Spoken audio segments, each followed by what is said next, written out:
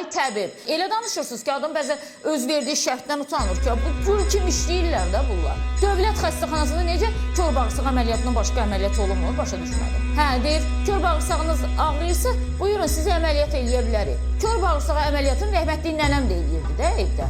Kör bağırsaq əməliyyatı nə qədər ağır əməliyyatdır ki? Bir şey ki, 15 dəqiqə olunan əməliyyatdır da.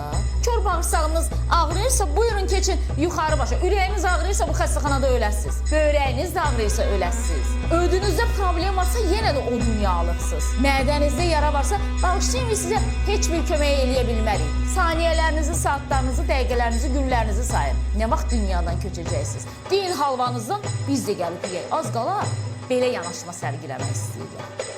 Ən son model tibbi avadanlıqlar verilir. Dövlət xəstəxanalarında yenə də nəyisə çatışmır. Dövlətin xəstəxanasında niyə təminat yoxdur ki?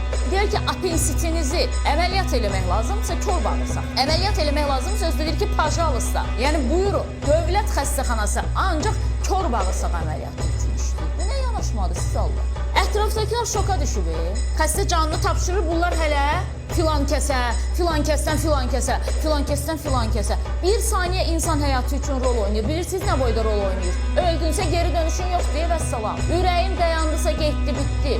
Siz bugün uşaq üzərində hələ bu xəstəxanadan o xəstəxanaya, nəm yolun ortasında təcili tibbi yardım maşını düşürdür xəstəni ki, yol buzlu gedə bilməm. Tamam, anladım, yol buzlu siz gedə bilmirsiniz, amma bir alternativ variant ola bilər də. Necə olur ki, Azərbaycan polisi yolun buzunda hərəkət eləyə bilir? Hər ana hazır olmağa borclu olan təcili tibbi yardım maşını yol buzda hərəkət eləyə bilmir. Niyə sizin təkərləriniz başqa cürdür? Nə üçün etmirsiniz? İnsanların həyatı ilə niyə oynuyorsunuz ki? Təbib başqa vaxtı danışanda yerə göyə sığmır təbibin danışığı. Azərbaycanın səhiyyə sistemi, tibbi ərazi bölmələri üzrə nə bilim nəyin nəyi, ürək xəstəxanası da olsun, böyrək xəstəxanası da olsun, ciyər xəstəxanası da olsun. Hər şey ayrı-ayrı deyə təkmilləşdirilmişdi. Yenə də bizdə problem qurtarmır bu səhiyyələr.